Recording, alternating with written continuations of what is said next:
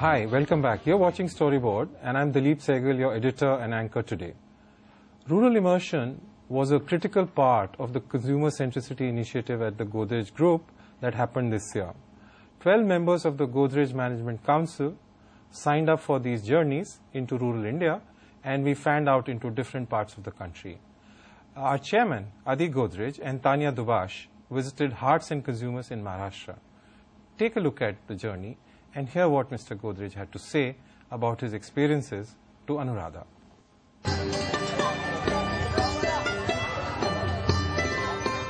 This is built by the government.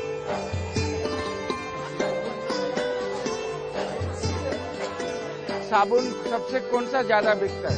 सबसे ज्यादा मेरे पास तो यही क्वालिटी ज्यादा जाती है. I haven't visited a rural market for the last 3 years, but I hope to do it more often in the future.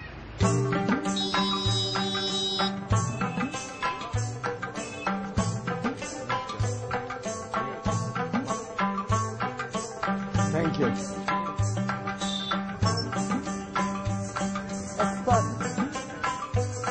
We want to sort of triple our direct rural reach in the next 3 years. We want to get sales from rural equal to that from urban in the next 3 years. So clearly we have to take a lot of initiative in rural. So we're doing a lot of activation. We're making a lot of regional ads that will be very specific to those consumers. And I think on the price point front, we're doing a lot that would make it more affordable for a rural consumer.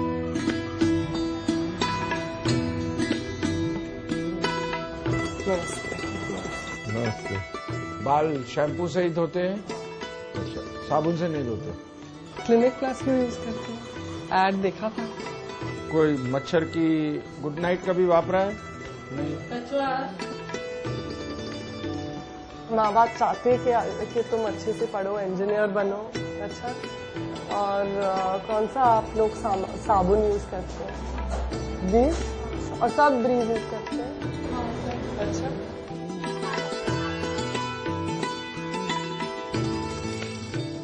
Mr. Godrej, what is the biggest surprise that you found or in this visit to the rural market? First of all, I was very pleasantly surprised at the kind of development that has taken place in those rural areas. And many of my colleagues went to other rural areas across the country, reported similar feedback. So, tremendous development. Tremendous modernity coming into some parts of rural India, and yet some of the old traditions continue. So how the modernity is interacting with the traditions was extremely interesting. And I visited a Haat after a very long time. And amazing, the thing that surprised me, two things surprised me tremendously at the Haat. One was, a guy was selling waterproof watches for 40 rupees each. And he had put them inside water in a bowl. As his display. As his display. So it shows an amazing innovation as a display in a rural hut. The other things that surprised me, all the small stall owners at the hut who were selling toilet soap and some other toiletries with the toilet soap also sold garlic of all things. And just about garlic, not anything else, not any other dried vegetable or anything else. That surprised me. And when I asked them why, they had no explanation. Okay, do you remember the first time ever that you visited a village, ever since you took over at the helm at Godrej? Rural India then, and I've been working now for about 46 years. So rural India then was very, very different. There was very little surplus for consumption. Today, rural markets are consuming anything and everything. All the households I visited on this trip all use shampoo on their hair, for example. So it's a world of a difference. And what is happening today in rural India that I find very remarkable is that they can consume the same products as urban India. Their needs are different. We need to understand their needs very well, and I think that's one of the very important things consumer products companies need to do, in a major way. Godrej Agrovet, one of your group companies, connects to the rural customer perhaps in a more material way than any of your other businesses, because that is the side where between animal feed and agri products you're getting to impact their livelihoods. Is Godrej Agrovet the result of the changing rural landscape and therefore the strategic business decision made by your group? To be quite frank, no. This business was started about 30 odd years ago. We consume a lot of vegetable oils in our soap business, in our oleochemicals business, in our edible oil business.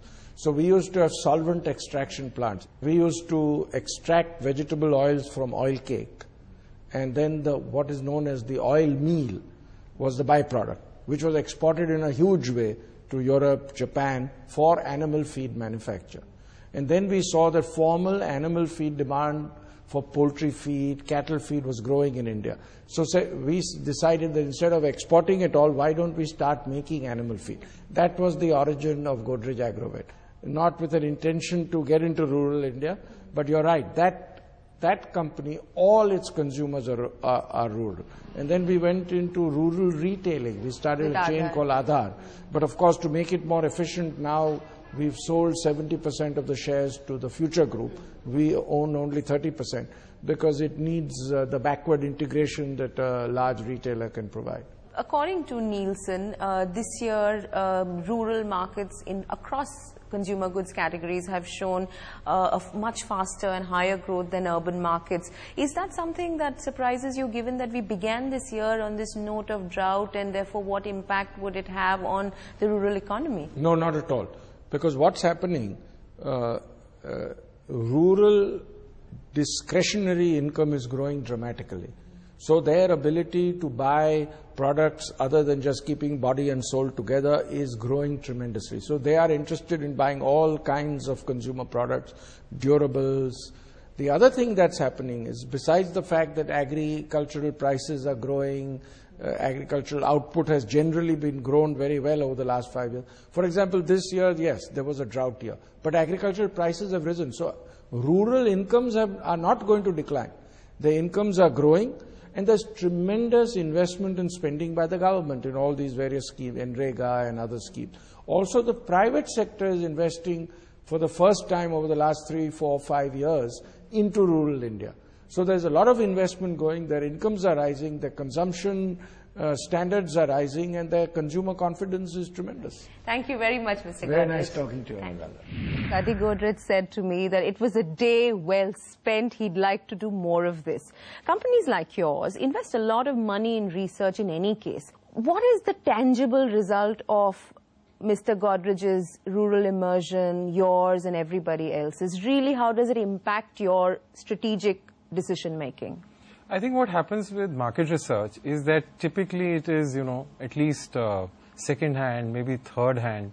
So you don't really get a good feel of what's really happening on the ground.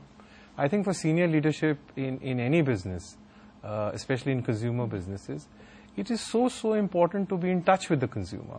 Rural consumers more so, because we meet them very infrequently.